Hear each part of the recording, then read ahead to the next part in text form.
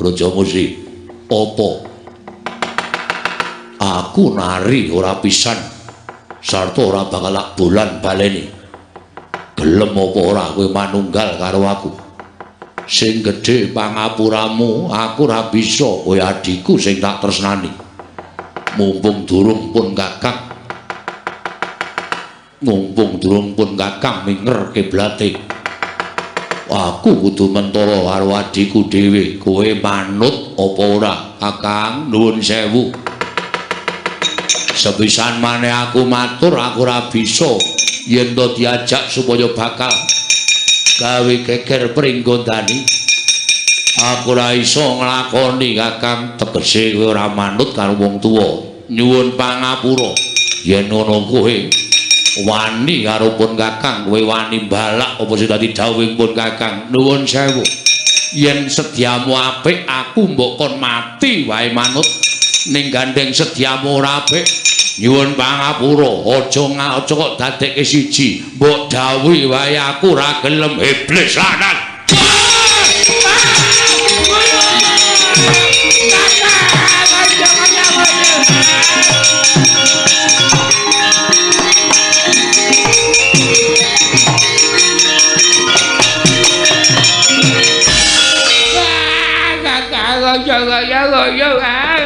Kaya jimu kakak Brajamusi otok antem gon sirah batre ra Jawa-Jawa ngati kontal kaya kaya sabar Kang.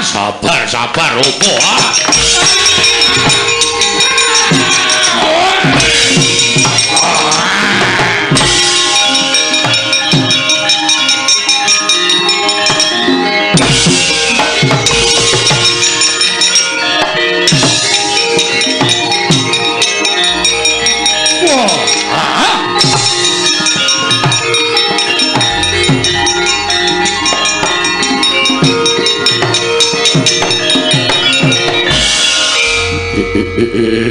Ladal Al-Fatihah kunjuk Kiseno Nugroho. Bismillahirrahmanirrahim. Alhamdulillahirrahmanirrahim.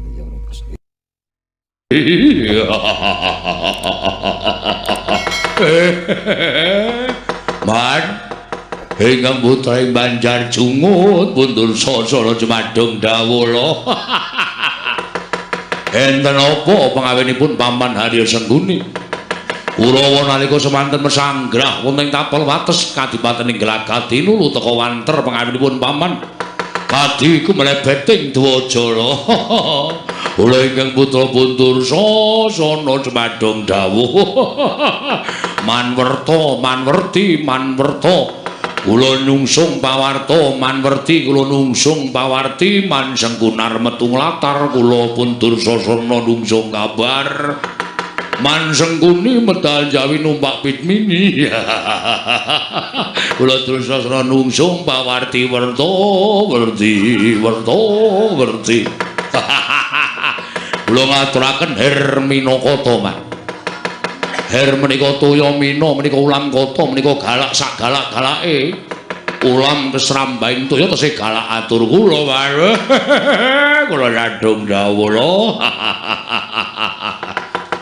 Paman najan ingkang putra pun Surtayu kula Jumadung dawuh kula ngaturaken sarpa mandalika sarpa menika kula manda mandilika upasaga mandi-mandi urpasing kula tesih mandi atur kula paman najan kula ngaturaken Gandharwa mangsa jalma ingkang putra pun Kartomarma Gandharwa menika buta mangsa menika mangan jalma menika menungsa sagala-galake buta mangan menungsa tesih galak atur kula Sakiman kula ingkang putra pun cici traksi nyadong dauman kepareng kula ngaturaken Tirta Candhaka kowe ya ngaturke to Cit nggih Mas Tirta Candhaka Tirta niku banyu Candhaka niku kodhok sagala-galake kodhok kenging banyu tetese galak atur kula man kepareng kula Jumadung dawuh kepala kula ke putra pudul Gati ngaturaken ampal-ampal pisang ban Kuwi werdine apa? Mboten wonten werdine napa-napa nanging kepala kula Cimaduk dawuh ketanipun Paman Alya Cengkuni. Mlipun kabale teko panjenengan medal Jawi, kepala keputra Cimaduk dawuh Paman Alya Cengkuni. Dur lho. Lan kowe kabeh para sata Kurawa. Lho. Ngerti ya Le, kowe tak kandhani. Apa to sababe dene aku nganti lawan kowe kabeh prapta ning Kadipaten Glagah Tinulu nggih. Iki mau ngemban dawuh timbalaning anak Prabu Duryudana, merga anak Prabu Duryudana nampa nawala sedhar saka negaring Pringgondani wonten ingkang darbi gawe ora kejaba mung Pandhawa. Pandhawa duwe gawe ya kuwi utamane si Werkudara. Ingkang kepengin jumenengake anake si Gatotkaca menyang negaring Pringgondani lantaran bojone si Arimbi. Mula iki mau kabeh ora dadi kersaning anak Prabu Duryudana amarga nek nganti Pringgondani dadi siji karo utawa sing lenggah dampar kuwi Gatotkaca. Tan Wurunga kuwi mengigo pretikeling para Pandhawa nggone kepengin blengket negaring Pringgondani wekasan saya muwuhi kekuwataning Ngamarta. Yen Ngamarta saya sentosa Ngamarta saya kukuh bakuh kekuwatane Tan Wurunga sesuk Bratayuda kowe bakal kecipuan nandhingi wong Ngamarta. Mula kersaning anak Prabu Duryudana dina samengko kudu dirampungake. Tegese Gatotkaca aja nganti lakon jumeneng nata. Kanthi go pertikile Kakang Penemban Durna nggone bakal ngojo-ojohi kelawan Adipati Brajadenta, kowe tak kandhani ya, Dur. Dina samengko apa sing dikarepke dening anak Prabu Duryudana apa sing dikersake dening panjenengane lan Kakang Durna saiki wis bisa mblethuk marang penggali anak Mas Brajadenta. Wekasan anak Mas Brajadenta merang Kampo Jingga. Tegese ora gelem nekseni Gatotkaca nanging malah bakal ngopyak marang jemenengane Gatotkaca. Ulalah. Lho niku wis batin lho. Kula niku teng pesanggrahan wis gagas. Kula wis ngejak rerasanan Surtayu Kartomarma Durmagati Durgempa Dursena lan sak piturutipun kula jak rerasanan. Malah kula jak bedhekan. Ayo, bedhekan le. Paman Sengkuni karo Bapa Durna ning Glagah Tinulu iki karepe apa? Sami nyebataken nek karepe pancen bakal gawe srana wurunge Gatotkaca. Larak tenan. Ora lida ujaring wong daplok nyata kabeh kelakon. Iya, pancen kabeh kaya ngono. Mangke riyen, mangke riyen. Ampun kesusu. Mengke ndak kesluru dalan buntu. Kula tak takon karo panjenengan. Sampeyan niku bola-bali wong salwangsul kok mesti gawe kisruh, bola-bali mesti kok gawe geger niku janjane pengajape napa lho coba. Napa karo kocone dadi ratu teng Pringgondani niku ngembet wong Kurawa. Napa karo kocone dadi ratu teng Pringgondani niku gawe kapituraning Kurawa. Lho, mboten lho. Mboten lho. Upama ana penemu nek bakale Pandhawa blengket Pringgondani. Niku nek mergane penemune wong serik, penemune wong ora seneng. Niku tumrap kula ngoten. Dadi pemanggih Kakang Prabu Duryudana niku pemanggih wong sing kuwatir, pemanggih piyayi sing penggalihe was-was. Mergo nek nganti Pringgondani dadi jalih Ngamarta. Niku mangke saya muwi kekuwataning wong-wong Pandhawa. Nek cara kula ora perlu kuwatir, ora perlu wedi. Wong sing ndombani Kurawa niku ya ratu 1000 negara ya pirang-pirang. Lah kok dadak kuwatir mergo Gatotkaca dadi ratu. Wong kok melu karo kabejaning wong liya niku nuwun sewu. Mboten apik lho, Kan. Mboten apik. Terus saniki upama Bapak Durna pun kelakon bebujuk Adipati Brajadenta. Karepe kowe kabeh aja padha kepenak. Nanging kudu ngewangi kelawan nak Mas Brajadenta. Lah niku tegese sampean ngejak elek melih. Lho, ngejak elek piye? Lho mangke. Nek digagas upama saniki Kurawa ngamuk teng negara Pringgondani. Ketok Kurawa ndombani Brajadenta. Lah niki mengke wong-wong Pandhawa do niteni. Oh, sing gawe kisruh wong Kurawa, sing gawe rame wong Kurawa, sing gawe geger wong Kurawa. Kurawa entuk eleke. Ngoten? Ora mung Pandhawa sing udah ngarani Kurawa elek, masyarakat saya ngerti kabeh nek Kurawa niku pambegane elek, senengane meri karo kabejane wong liya. Wah. Kok ngoten to, Man? Mamak cilik. Kedahipun dipun pegali kanthi pelmati. Campur kanthi panjenengan glusah-glusu to, Mas. Gatotkaca niku ya dudu wong liya. Niku anak kula dhewe, anake Kakang Mas Dulcacana. Merga Pandhawa niku ning sedulur kula. Nggih. Dadi Gatotkaca nek dadi ratu negara Plenggondani niku wajibe para Kulawa niku nyeguyub. Adeke Ci Gatotkaca nek dadi ratu tek Plenggondani, ora kok malah gawe kicluh. Kudune Koko Prabu Duludra niku nek duwe pangkat sing kados pekatan niku campean kelikke, ora sak pinake dhewe kaya ngoten niku. Sampeyan kok ora kloco to? Tikah laku sampeyan kok niku ora mung elek-elek sampeyan dhewe, ning elek-elek para cata Kulawa. Kulawa niku wis ora dadi cenengi karo masyarakat lho, Mbak. Niku tenan.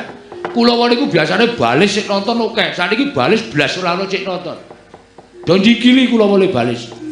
Domo nyawang para Kulawa merga tekone para Kulawa. Mula nek gagal atur kula ditersamaken panjenengan sampun kantos mbudalaken para cata Kulawa. Metutaken tindake blojo denta. Niki Kulawa mulih pawonten pundi? Gestina, mboten sampe melu perkara niki. Lenggah sekeca teng negara kita niku malah kepenak. Dur sakarone kula wonten dawuh. Iki dawuhing ratu. Nek nganti kowe ora ngestu padha dawuhing ratu, aja takon dosa. Apa kelakon mengko aku bakal nampa duka. Nek aku matur kabeh mau ora kelakon merga Kurawa padha ora gelem tumandang karya, tak katutke dosane. Nek gawe nganti ngerti ora gelem padha makarya, anak Prabu Prisa sak kowe ora gelem tumandang karya, kowe mesti nampa pidana. Kowe apa ora apal watak wantu ning kadangmu tuwa? Nek nganti kowe nampa pidana sapa sing kapitunan? Kowe dhewe. Mula ayo to. Gawean iki ditandangi, rasa mikir ala becike. Sing baku tumandang karya, mangke riyen wong manggang karya niki ya dipikir ala becike kok ora dipikir ala becike pripun. Nek ala ya ampun ditandangi, nek becik ya awi sarang-sarang ditandangi niku nek tumrap kula kaya ngoten. Aku njur ora kon mikir ala becike niku pripun, Mas. Sampeyan iku njur ngawu, gawar ngawur. Bodong kudele napa-napa ditasaki napa di napa-napa terus dilakoni waton katekan sediane. Wah, kaya ngono niku ora bakal entuk kanca pirang-pirang sampeyan dimungsuhi karo kiwa tengen. Lha, ampun sampenake dhewe. Wase mangkat ora. Saya tak takon mangkat ora. Ah niku pertanyaan kaya ngoten niku sing gawe bingung. Nek ora mangkat mesti dilaporke karo atasane. Nek mangkat mongki pakarti sing ora prayoga. Mula Wangsulana mangkat ora? Wangsulana mangkat ora? Nggih, penyang. Nek mangkat aja kesuwen. Mangkat dina iki budal. Ngetutke tindake Adipati Brajadenta. Ditutke, nek pancen wis ana rame-rame nang Pringgondani, kowe ngampiak kabeh. Digawe saya geger, digawe saya kisruh supaya Gatotkaca ya ora iso dadi ratu nang negara Pringgondani. Wah, nggih, manut mawon. Lah niku dawuh Paman Haryo sing niku kula mengkari manut yaca. Adi-adi kabeh do menyang. Ndak dukani Kanjeng Koko Prabu. Wis piye meneh wong kowe karo aku nayakaning praja mung bangun miturut dawuh perintahing Nalindra. Nggih, ngecoki dawuh Surtayu Kartomarma. Swata mayu do mangkat. Laku dedemitan nyaketi tindahing Brajadenta yen ana gegeran kowe karo aku ngampiak negara Pringgondani. Sumawi kula dherekaken Raden.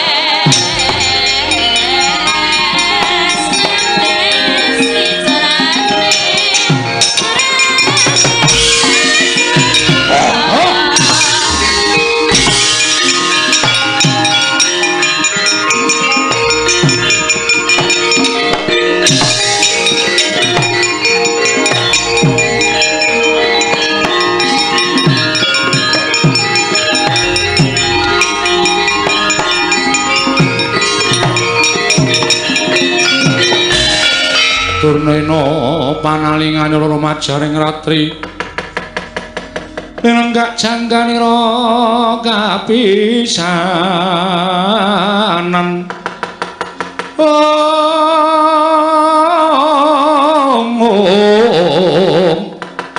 aneng perang Bratayuda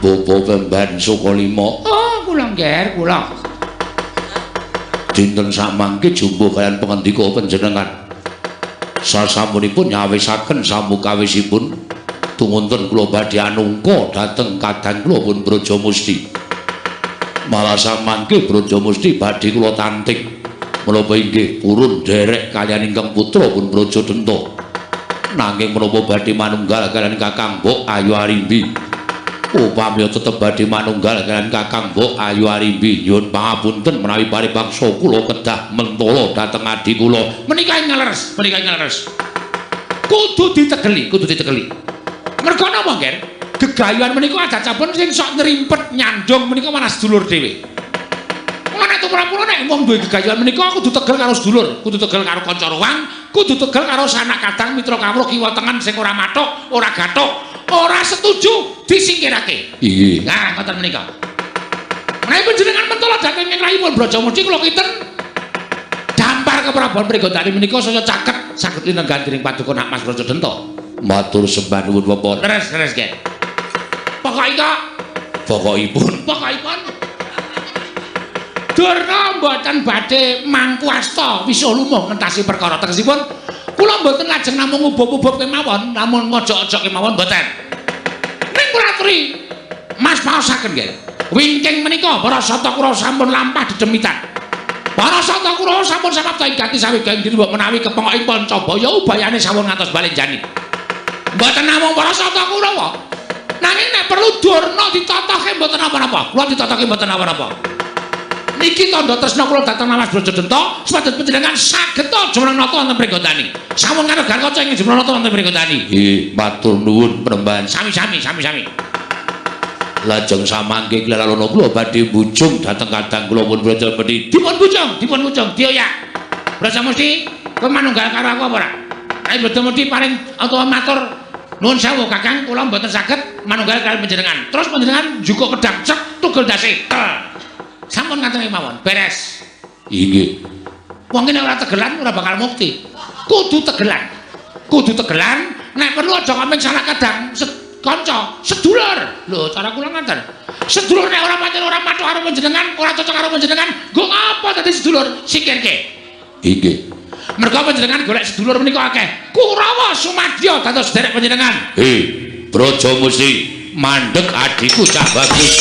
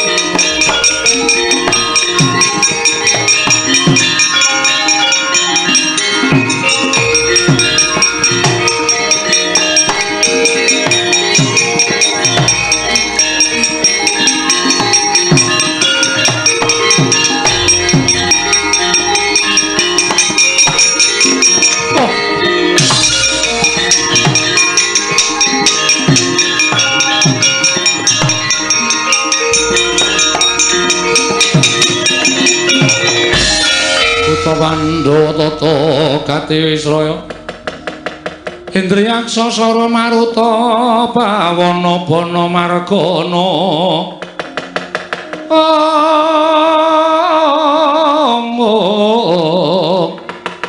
Samirana lan Warayang Wisikan Magulingan Lima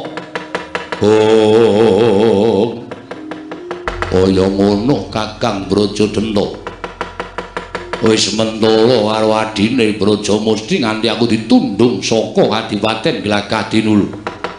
Yo, Apa mbok kira aku mung cukup tekan semene nggonku nerimakake marang apa sing mbok lakoni Kakang Brajadenta. Kowe tak aturke karo Kakang Mbok Ayu Arimbi. Kowe bakal nampa pidana saka Kakang Mbok Ayu Arimbi. Janji kaya ngene to Kang, lakon prega janji. Kakang Brajadenta kok dadi paningane malih kaya ngono kae. Ora mek sampeyan sing ditujuk luwih aku ya kon minggat. Kaya wis ora duwe rasa kamanungsan Kakang Brajadenta kala bendana. Kowe nangis turun dalan. Aku ora nangisi sapa-sapa, ning nangisi kulawargaku, Kang. Aku nangisi Kakang Brajadenta sing kelakuane kaya-kaya. Iki nek ora ngati-ati nek ngrampuke perkara kaya cecembungan kriwikan dadi grojokan geguyon dadi tangisan iso trah antare kulawarga Kakang Braja sampeyan karo Kakang Brajadenta mesti padha cokra. Aku nek carane kaya ngene iki aku bingung aku kudu piye tapakke karo awakku, Kang. Aku ora iso napa kancan kaya ngene iki. Braja mesti mandeg kondisi adikku cah bagus.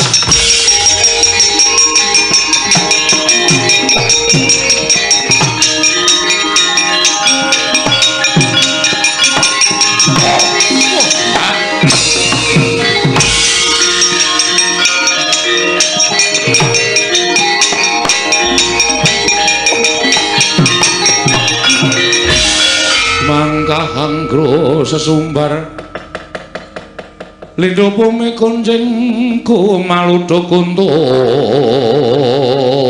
ketuk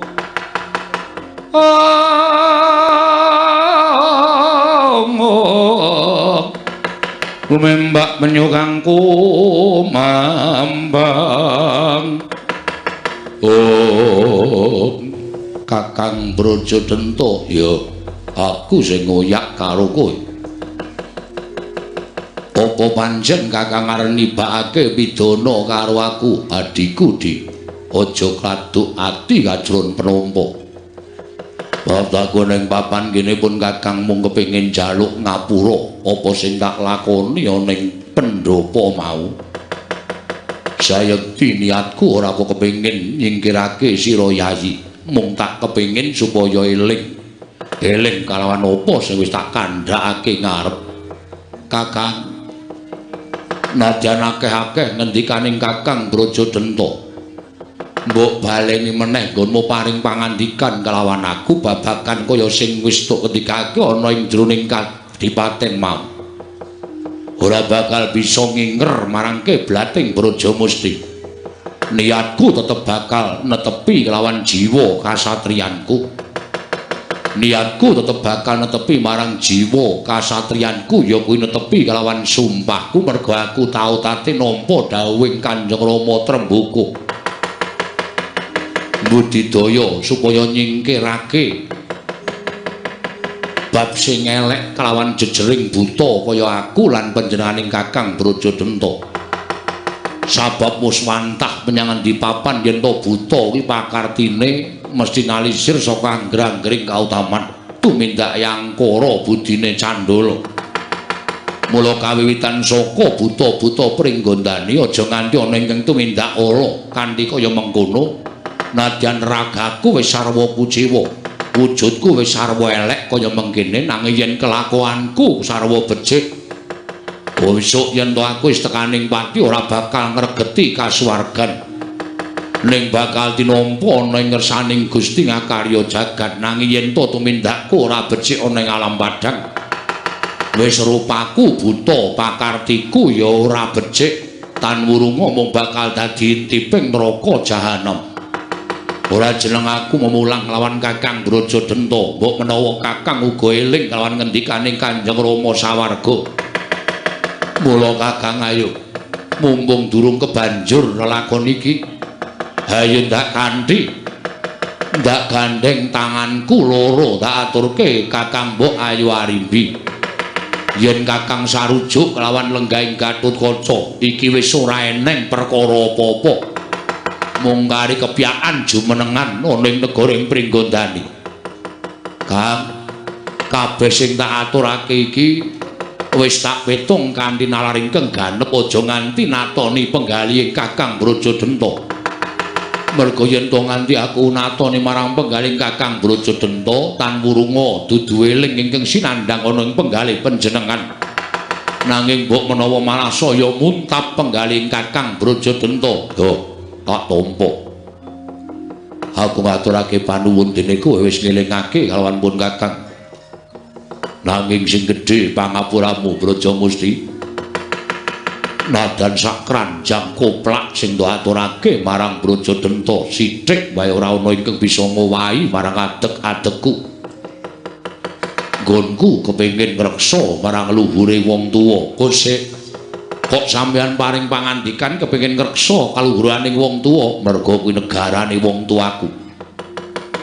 Kaya ngapa Kanjeng Rama sawarga Prabu Trembuku yen to ngerti negarane kuwi dilingguhi dening manungsa kang aran Gatotkaca, sampeyan luput. Luputku nang endi? Gatotkaca kuwi turasing Prabu Trembuku. Ya mung emane metu Kakang Mbok Ayu Arimbi.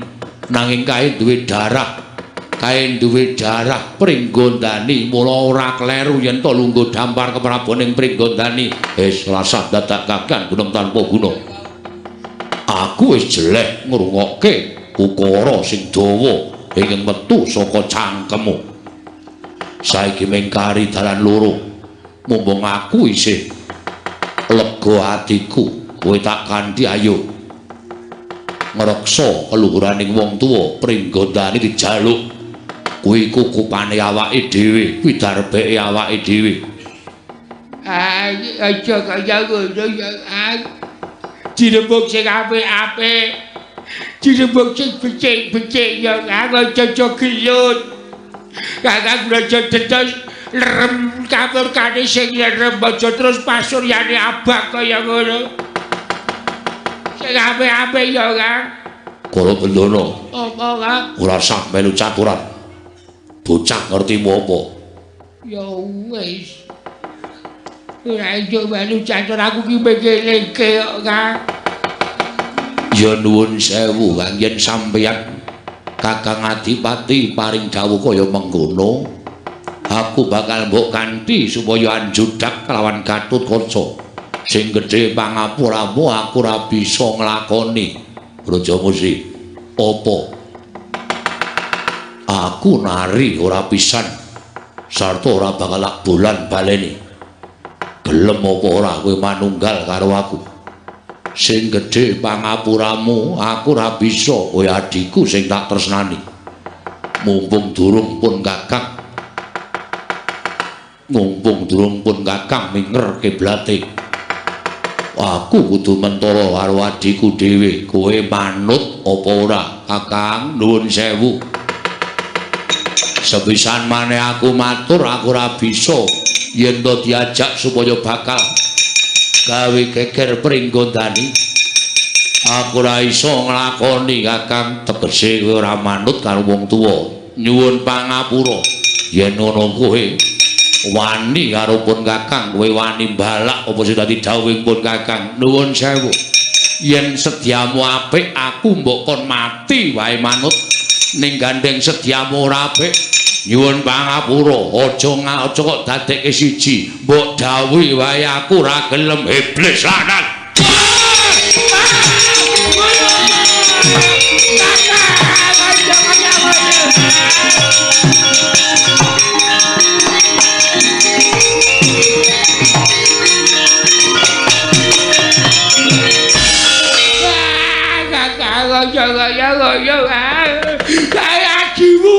Ajimu Kakang Brajamusti otok antem gon sirah batre ra Jawa-Jawa nganti kontal kaya ngono Kang. Sabar Kang. Sabar opo ah.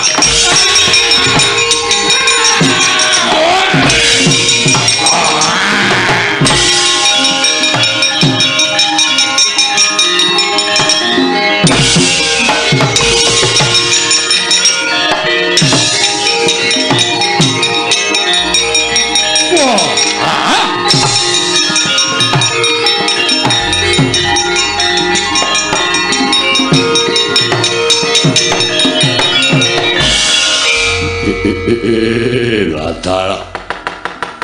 Oh, Kakang Brajadanta pancen wis ora iso didandani kamurkanmu. Wis kepanjingan jiwaning iblis, mamak mumuk paningalmu ora weruh lawan aku yen to aku kulit dagingmu dhewe. Kowe jempalani karo Brajamusti. Cacing kae kepidak menungso ngolet ora ngrasake lara ning butuh males karo sing ngidak. Aku Brajamusti wong kang kedunungan rasa. Ngejak pirang taun ndak ladeni kowe Kakang Brajamusti.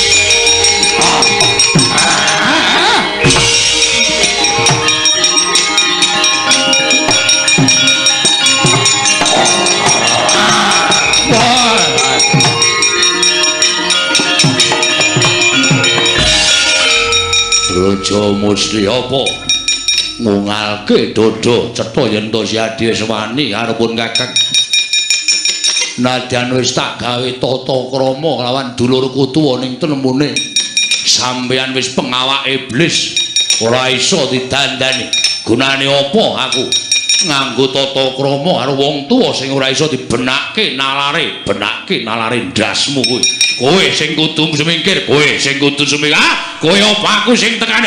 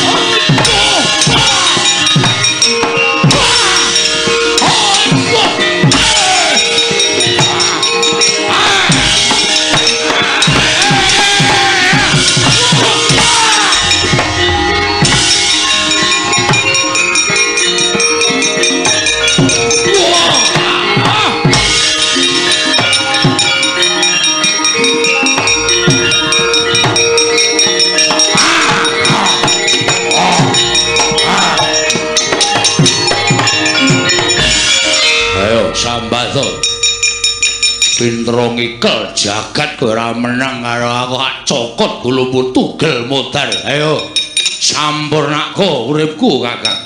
Yen pancen kowe mentolo karo adimu lanang, sampurnakno patine Brajamusti.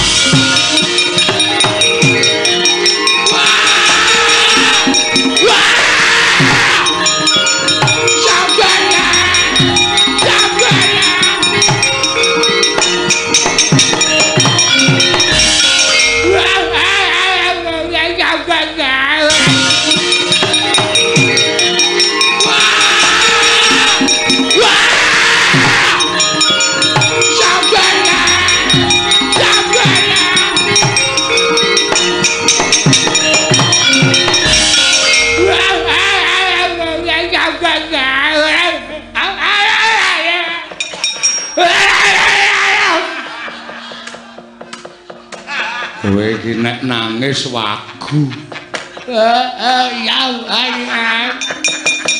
Aku wis sampeyan gelut karo Kakang Brajadanta iki atiku sarsar.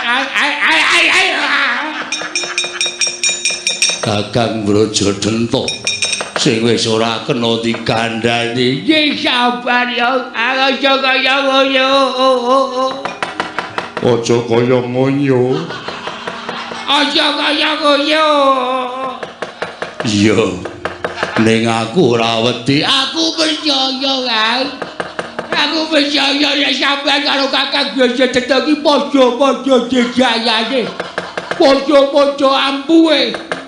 Siadan setahun gelut mesti ora ana sing kalah, ora ana sing penyat.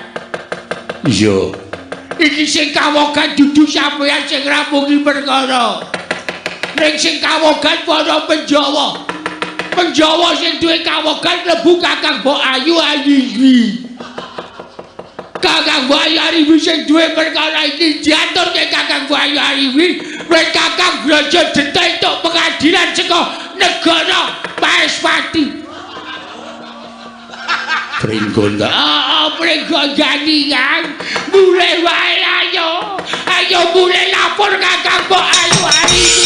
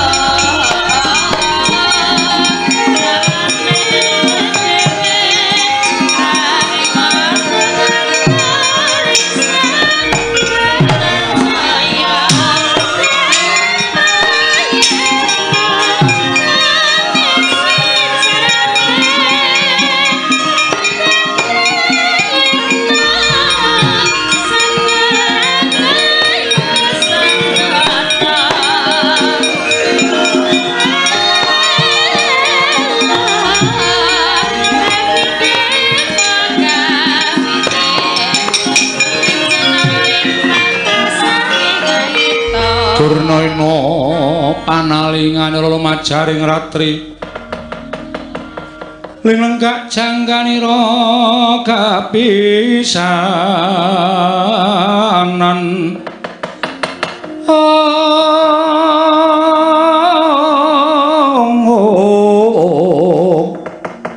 aneng prang Bratayuda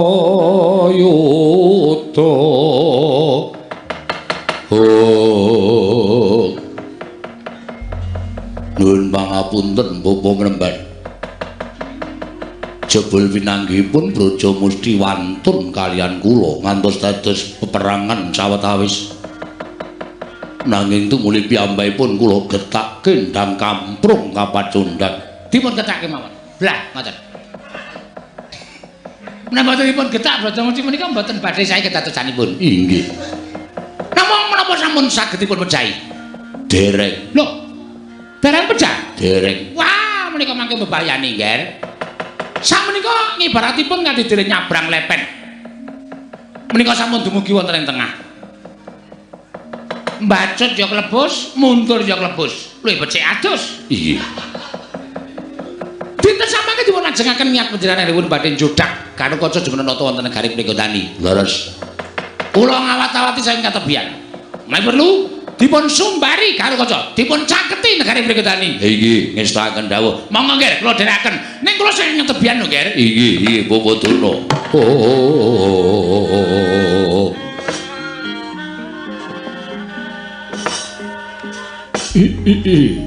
Jagat Dewa Bathara ya jagat pangestu ngala. Arimbi. Putuku Nger Arimbi. wonten timbaning adhawu menapa Kanjeng Eyang? Werkudara. Majapati kakekku piye? Nalika pune anging Wirata nyurasa kelawan Nawala Sedahan ingkang wis ndak tampa jroning tulis wasinerat lamun titik lungguhan samengko wahyaning mangsa kala wis nekani ya wanci iki lan tabuh ing wis ditetepake. Sira putuku Arimbi apa dinisi Werkudara nyeraya kelawan wong tuamu ing Wirata Punyang Matswapati supaya miwaha kelawan Atmajamusi Gatotkaca lenggah dampar keprabon ing Pringgondani. Nanging apa to sababe nganti tekan Sang Hyang Surya meh manjer ana ing tengange? Teka durung ana tandha-tandha kawiwitan pawiwahan jumenengane si Gatotkaca. Sewu-sewu kalepatanipun ingkang wayah tadah wadana Kanjeng Hyang. Estunipun namung angrantu dhateng suwanipun kadang kula inggih menika pun Brajadenta tuwin Brajamusti. Jernyatanipun Brajadenta Brajamusti menika ugi kalebet kadang kula ingkang tinemu jaler. Mila sampun ngantos kinten kula sakmangke nglangkungi dhateng pangaosipun piyantun jaler. Mila nyuwun mangapunten Radi Randhat sawetawis ing pangangkah supados sakmangke kadang kula Brajadenta tuwin Brajamusti sampun kepareng sowan wonten negaring Pringgondani. Oh ngono? Inggih. Lah apa Nayaka Pringgondani apa dening Amarta ing wis diutus dening sira putuku Si Arimbi supaya methuk kelawan suwane sing Brajadenta. Sampun sawetawis anggen kula utusan lan Brajamusti supados samedhuk kadangipun sepuh inggih menika pun Brajadenta. Nanging enggo sepriki dereng kepareng sowan wonten negaring Pringgondani. Arimbi, wonten timbalan. Monggo saketeng kula Nalindra Raja Nerpati kepada nampa nawala sedan. Saka para Pandhawa utamaning sira putu Arimbi wis padha aglar lenggah marang papane dhewe-dhewe marang papan kawis dicawisake. Lah iki engko apa ora dadi rasananing para Nalindra lan dadi penggalianing para Nalindra kang padha lenggah ana negara Pringgondani. Inggih, kula piyambak ugi kodheng manah kula Kanjeng Hyang. Lingging saking menika monggo kula aturi tetarosan kaliyan ingkang wayah Koko Prabu Punta tuwin Koko Prabu Ndarawati. Puntadewa, kula wonten paring dawuh paduka Kanjeng Hyang. Apa dene Kaki Prabu Ndarawati? Wonten dawuh Hyang. Ngelingi babakan sing kaya mengkene mau lan nelakon ing ketumaduning Praja Pringgondani Prata Gage. Matura marang pun Hyang. Mungguh igo pertikelmu piye, Putu? Para Gage matura. Nuwun mangapunten Kanjeng Hyang. Menawi paduka dangu babakan perkawis Praja Pringgondani paripaksa kula mboten saged matur. Sampun kinten Nalindra ing Amarta sakmangke cawe-cawe babakan Praja Pringgondani. Adri raos sing manah kula menawi wonten panerka tuwin panyakra bawa ingkang boten sae tumraping ingkang wayah ing Amarta. Semanten ugi kula Kanjeng Hyang. Kula namung njembrung ndederek kersa paduka Kanjeng Hyang. Sumangganipun badhe mranata tata rampiting perkawis menika Kanjeng Hyang. Nggih lah dalah. Ya to. Ya saiki yen pancen sira putu Prabu kakarone ora padha bisa paring pangandikan Werkudara. Apa? Sira ing minangka dadi guru laki ning Si Arimbi tegese Arimbi kuwi bojomu. Yo. Mula kowe kudu wani netepake. Kudu wani netepake kepiye mungguh rantamaning adicara ing bakal ndak lakoni iki. Aja taren karo aku. Ning luwe prayoga kowe tarena karo Arimbi. Upawana bobol broting lakon ben bojoku sing tanggung jawab. Aku ora ngerti kenthang kemring lelakon Pringgondani. Wila dalan aku malah tok balik marang bojomu iki piye? Apan pancen kudu mengkono lelakone. Arimbi, kudu wani mutuske sewiji-wiji. Aja gampang sumendhe marang kadang-kadangmu yen pancen wis niat dilakoni. Yen wani aja wedi-wedi, yen wedi aja wani-wani. Arimbi bojoku. Nyat langening kalangguan aklar pandan moncar tinon ler kakonang surem sorotetan padang kasur lan pacaring purnameng gegono dasari mangsa katiga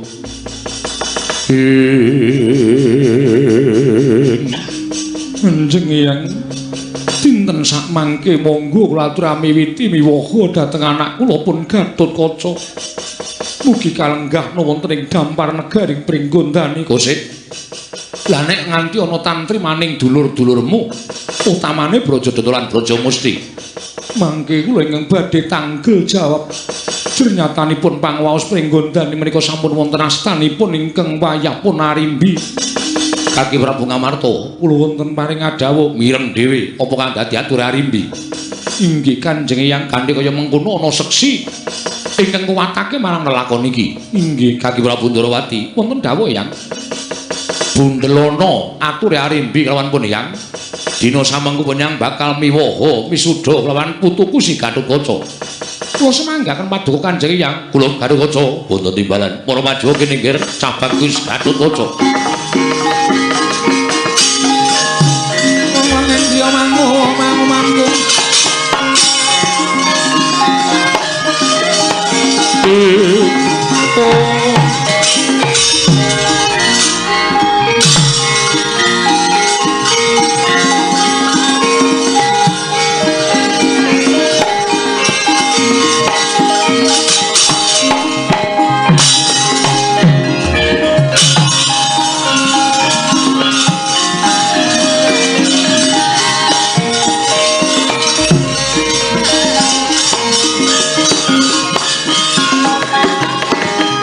Gatotkaca wonten timbalan Kanjeng Eyang.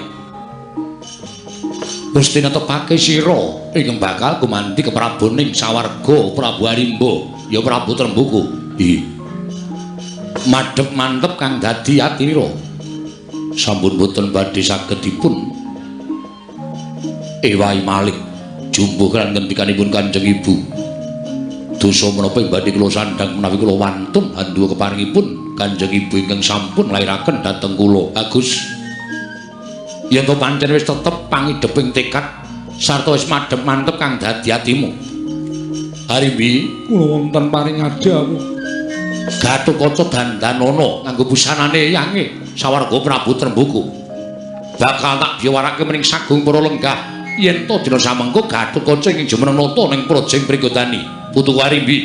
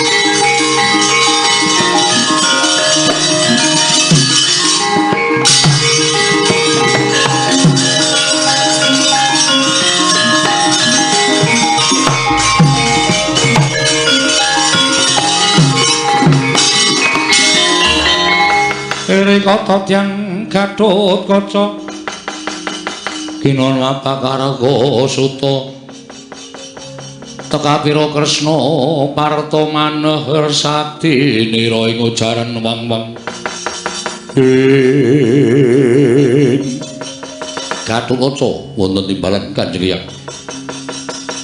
Wis ngrasuk busana kepraboning sawarga Yangmu Trembuku. Wis pantes lan rep mula ora usah dadak sangga rugilan walang ati kang dadi atimu yo nggir. Ndak biwarake mring Sagung para lenggah. Yen to wakyaning mangsa kala dina iki wancine wis nekani. Pringgondani jumenengake nalindra anyar ana negara ing Projeng Pringgondani. Ora ana kejaba mung putuku Gatotkaca ingkang bakal gumanti kepraboning sawarga Prabu Arimba. Mula ndak biwarake wisudan negara ing Pringgondani katetepake Prabu Anom Gatotkaca.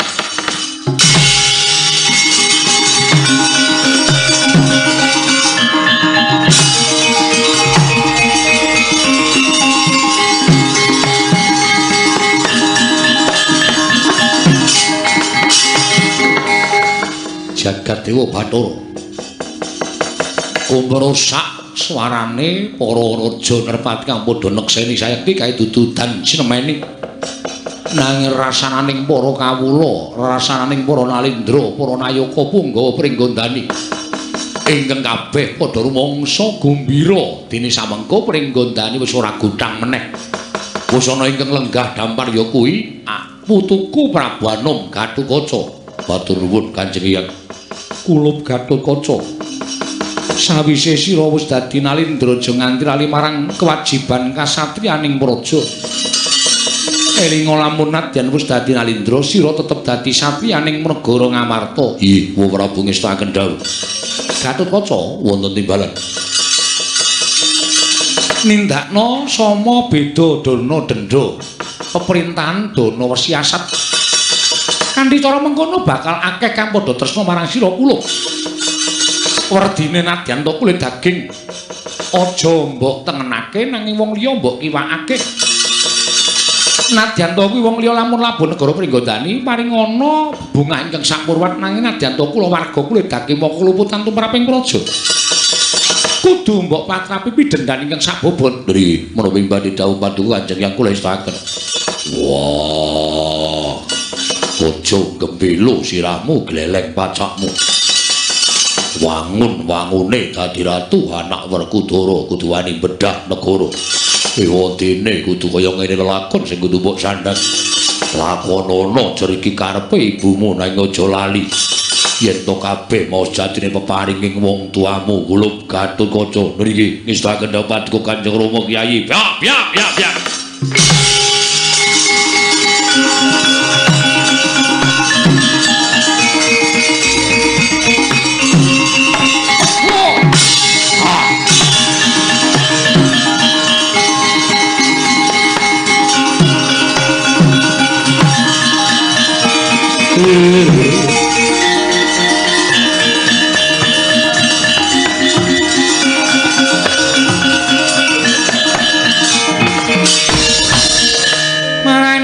Bang Wangaruna kadinetrane nganggo rapo sabdaning kukiloring kanikara sageter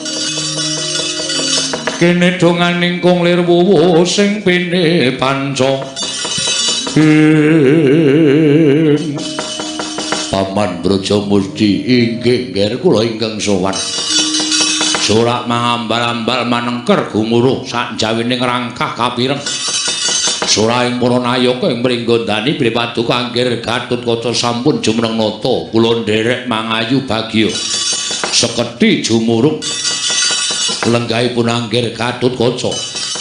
Nama mugi andadosna ingkang kuringan. Bilih nalika semanten kula dipun duta dening Keng Ibu Mbak Yuarimbi supados sanganti dhateng Kakang Brajadenta. Nanging mugi andadosna ing kawuningan Kakang Mbok menawi ingkang rayi Kakang Brajadenta mirang Kampojingga piyambakipun boten ikhlas menawi negaritipun lenggahi dinipun Gatotkaca malah surak mawurahan manguwuh-uwuh ngendikanipun Kakang Brajadenta nglepataken dhateng jengandika Kakang Mbok Ayu Arimbi kula semanggaken anggen paduka badhe ngrampungi perkawis menika Kakang Mbok.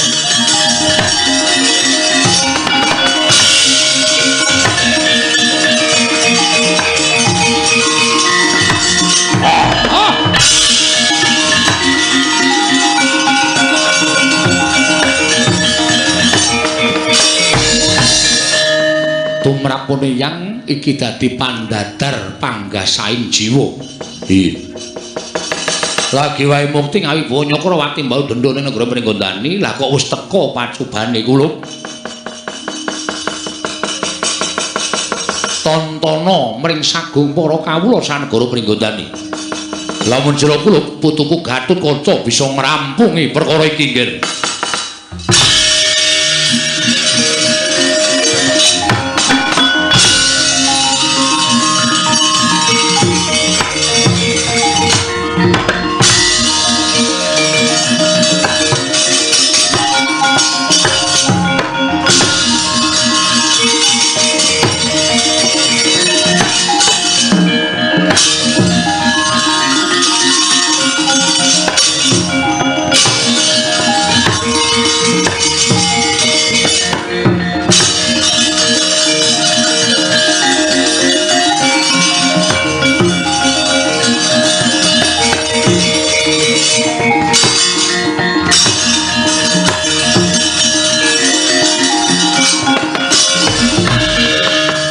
raja muntap lir kina duka yayasine be netra kocak ngondarandir Raja Denta wong kang kaya kowe lali karo sumpah mundhuk kowe ngasahke negara ing Pringgondani karo Mbak Yumu bareng saiki malih paningalmu ngangah-angah kepengin ngakahi jagat Pringgondani pancen Arimbi sing duwe niat jumenengake Gatotkaca Mulaja mbok luputake anakku lanang nanging luputno Arimbi ayo kowe ngajak apa kowe Braja Denta Legani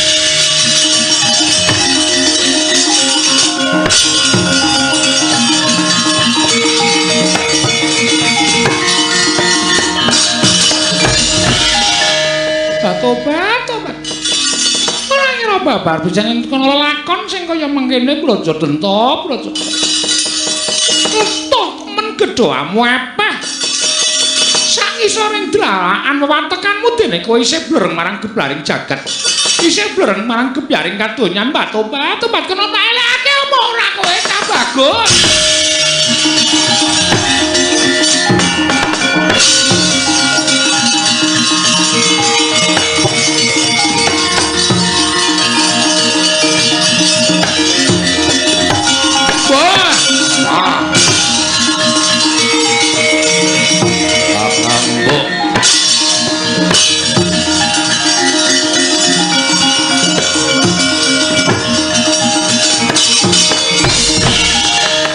Mangkahangro sesumbar lindro bumi kuncing gumaludha guntur ketup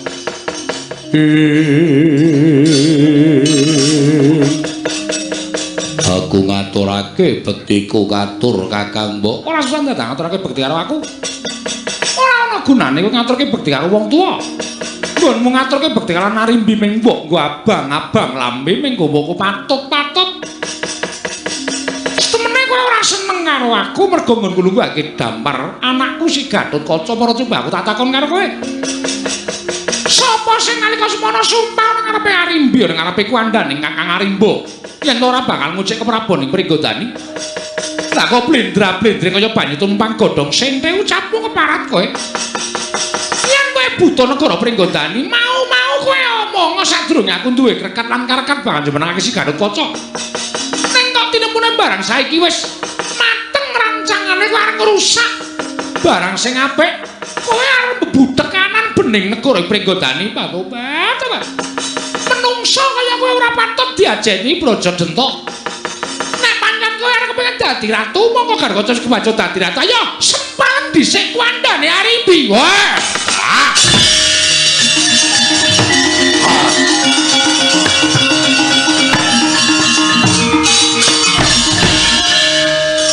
pancen kita di pengajapku Kakang Mbok Arimbi kowe wong tuwa sing mamak mumuk mripatmu muta tuli kowe ora nyawang karo kulawarga sing mbok sawang ming muktine kulawargamu dhewe ning dulur-dulurmu nduk kiwakake kowe ndadekake ratu Gatotkaca nang negara Pringgondani mergo nggonmu karem katresnan karo Werkudara paribasan negara wae mbok totohake dadi jajaning Pandhawa oh wong kaya kowe ora pantes diajeni kowe adol kawula Pringgondani kowe adol kamukten Pringgondani mbok nggo lambari katresnanmu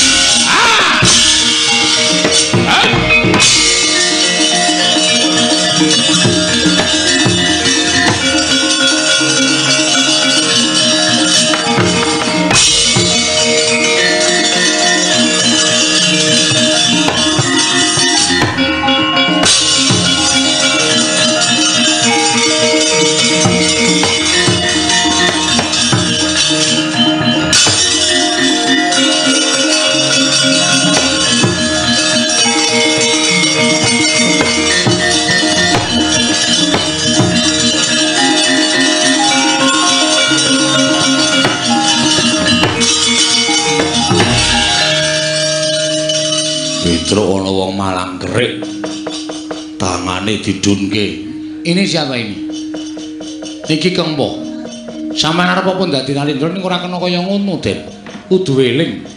Ya ming durung wae Petruk. Wa nyuwun pangapunten. Ora apa-apa Garukaca ora dadi ngopo. Ih.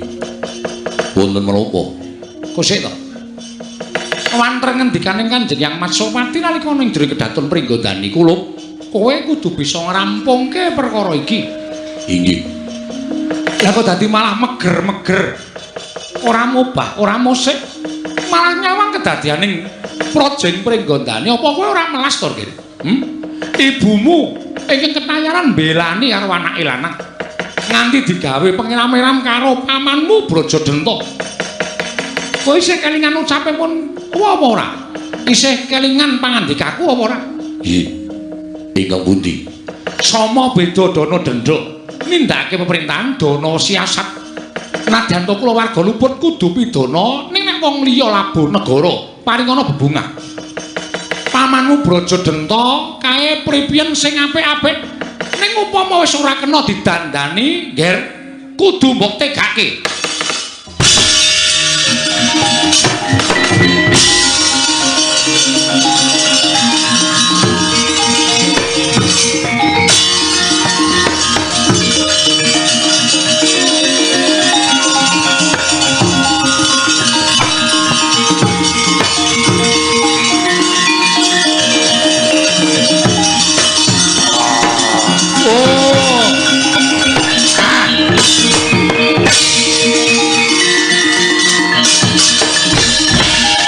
Bandha tata katisraya Indriyaksa sara maruta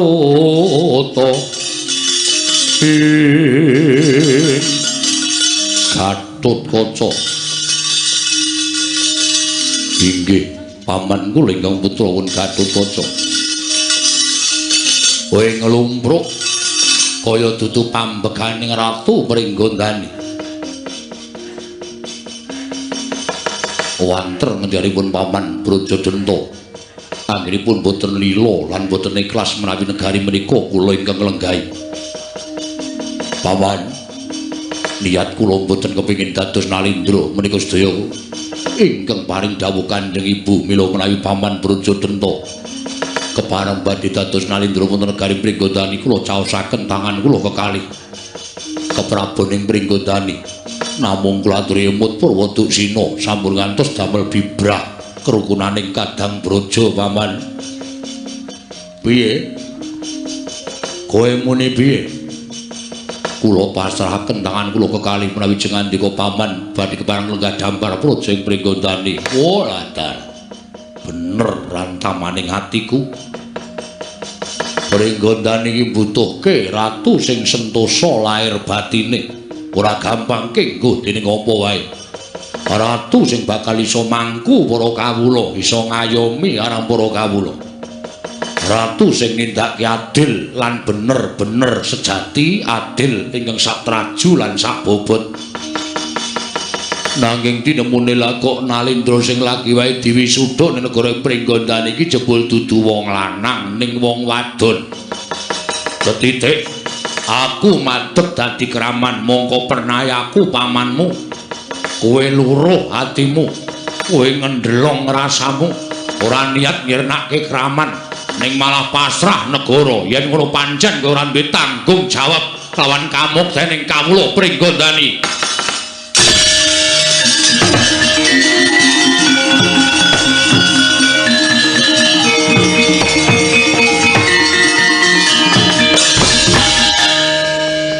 Paman Brajadenta, yen pancen paman kersane kaya ngono aku mengkari manut.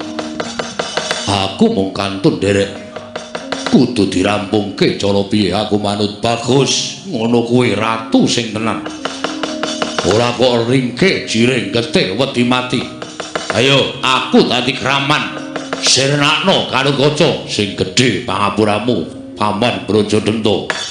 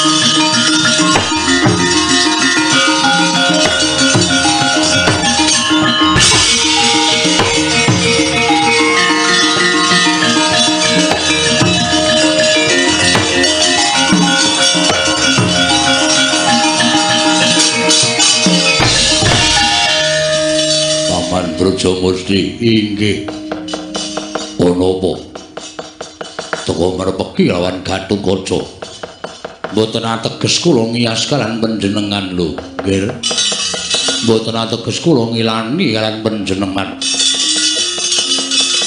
namung menawi dipun tandhingaken kula kinten mboten badhe rampung krana Kakang Brajadenda menika nyata digdaya sekti kalintang jayaning perang bilih tandhing boboting yuda nanging sedaya menika namung kula ingkang ngertos pengapesanipun menyang endi kula aturi panjenengan ngiklasaken dhateng Paman Brajamusti ngiklaske piye Paman sampun panjenengan sampun nyuwun priksa ingkang kathah-kathah dilarana kula manjing angganipun utawi manjing astanipun angger ingkang sisih tengen mangke menawi wonten kaludhangan kula aturi ngeprukaken wonten mestakanipun ingkang Paman Brajadenda menika srana ingkang Paman badhe dumugining pejah nanging menawi wonten lampan ingkang ngedapi-dapi angger sampun kaget sedaya sampun dados pepesening Gusti Ngakarya jagat yo Paman Mara kaki manjinga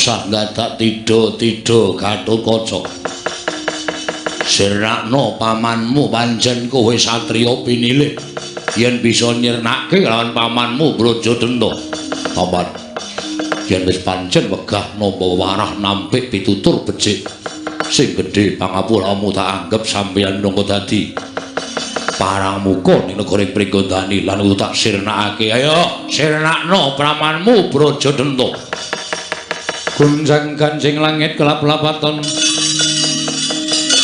Gincanging risang mawa gandrung denantem mawi asta ingkang sih tengen ing kapanjingan Dyang Brajamusti nalika semanten bengok sura Sang Adipati Brajadenda dadi lan patine parandring mangke kalaning jagat gayaning para dewa pejahing Sang Brajadenda sampya kalawan ingkang rayi Sang Brajamusti kagiat kadrokasan Raden Gatotkaca wau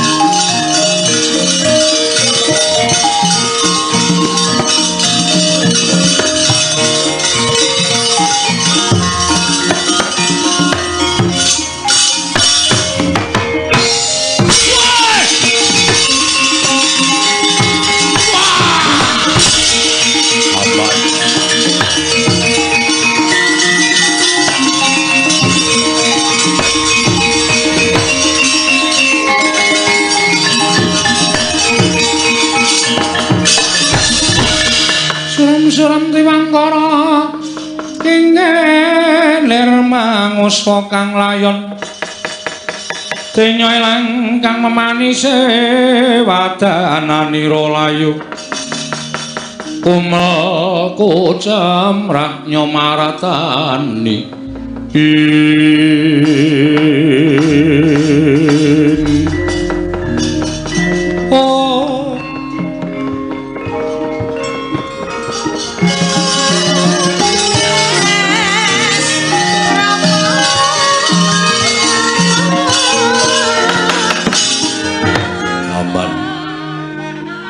boten winten babar pisan lajeng andika paman ngiklasaken sugeng panjenengan pinari anambak kawontenanipun ingkang putra Paman Brajamusti kula mboten saged mukti ancik-ancik dhateng kunarpanipun pepunden.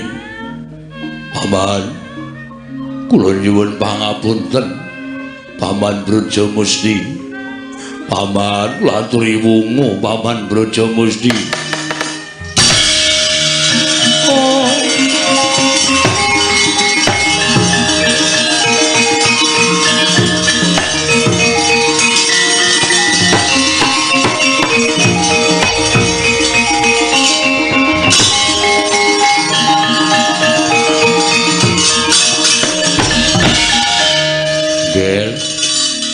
Sing gedhe pangapuramu kudu mengkene lakon ingkang disandang pamanmu sakarone. Aku pamanmu Brajamusti, aku pamanmu Brajadenta.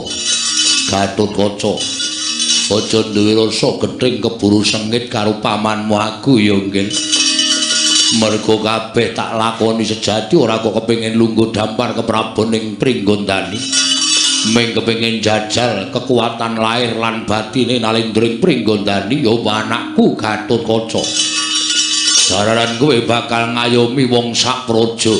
Jebul tinemune pancen wis kukuh sentosa bakoh lahir lan batinmu. Pun paman bombong negara Pringgondani dilenggahi dening anakku Gatotkaca. Lan sumurupa Gatotkaca. Aku kuwi sejatine dumati saka pusakaning Prabu Tremboko. Ya daya kekuatan utawa aji-aji kang aran Brajadenta Brajamusti.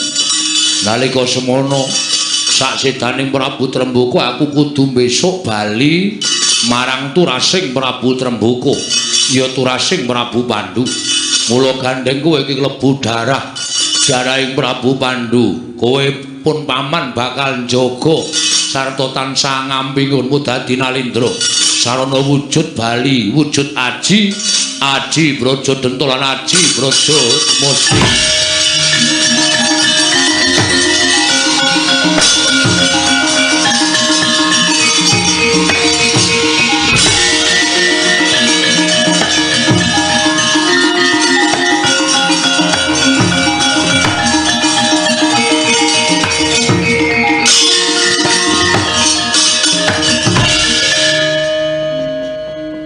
Kula nyuwun dawuh nggih paman. Sing wis ya wis. Iki wajibe kudu mbabar jagat anyar. Pringgondani kudu nggelar jagat sing anyar inggih kemareng paduka. Gandeng paman Brajadenta wis ora ana. Paman Brajalamatan ing sak dapuk minangka wrangka nata ing Pringgondani. Kekasih Patih Prabakesa. Lho nggih ngestaken dawuh paduka.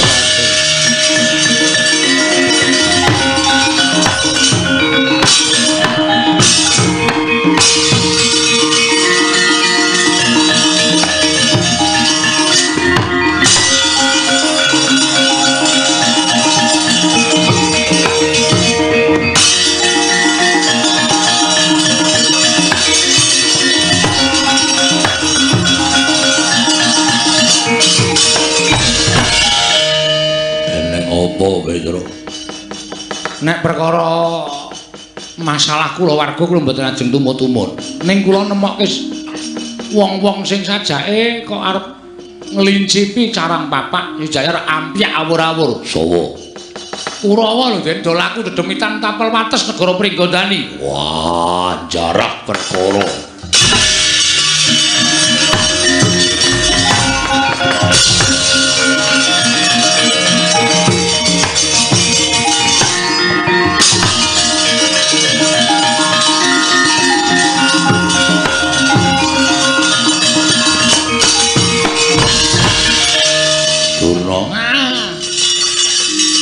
Nendi kowe? Oh, ngerku cara golek angin kok mingan.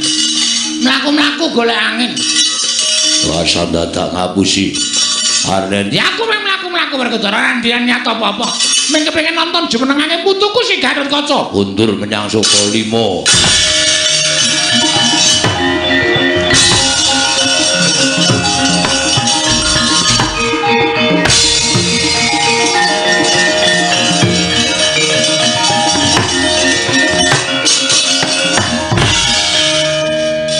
Werkudara woi. Kartomarma kemayu.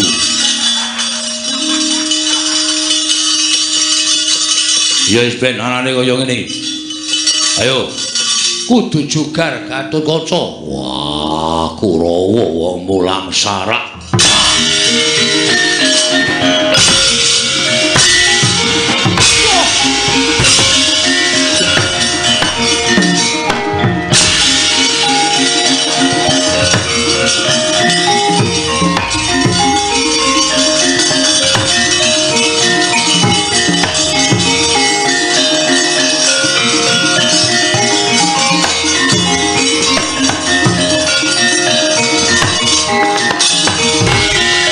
Samadhange jagat tumengep-mengepane sabocah ing bukir marbabang sumiret keneng soroting surya mega lan gunung-gunung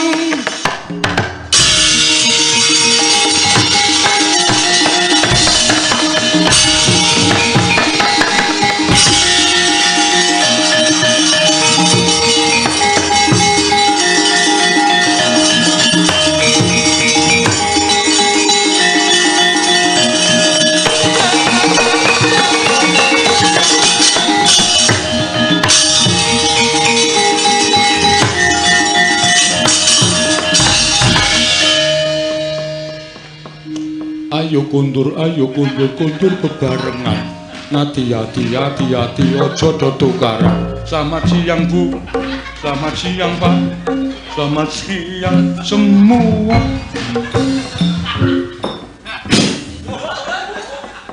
tuwek ora metu kon tutur sing apik kok malah ayo kundur wiwit purwa madya busana pun paripurna.